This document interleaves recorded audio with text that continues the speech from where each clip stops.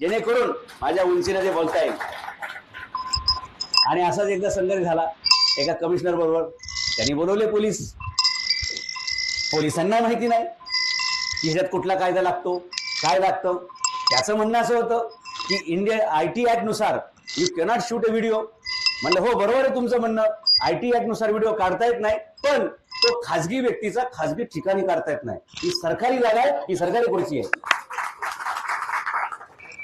आणि त्याचं म्हणणं काय माहितीये का की मी होम मिनिस्ट्रीमध्ये 10 वर्ष काम केलेलं आहे, हे तुम्हाला प्रकरण माग जाईल.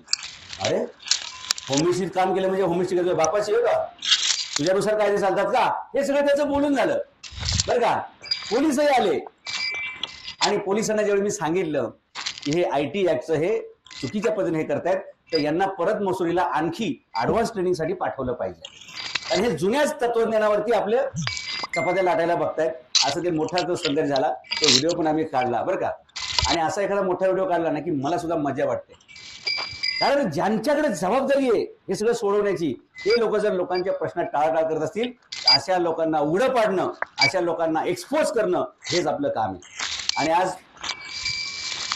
आज महाराष्ट्राच्या तालुक्यात गावागावामध्ये मुलं घुसायला लागलेत. आणि जर कुणी अधिकारी म्हणला व्हिडिओ काढतात ना या उठाव, ते सांगतात हे बघा हा व्हिडिओ बघा, हा व्हिडिओ बघा. आणि त्याच्यासाठी मी एक खास व्हिडिओ काढला होता मंत्रालयातून, की मंत्रालयात सुद्धा व्हिडिओ शूट करता येतात.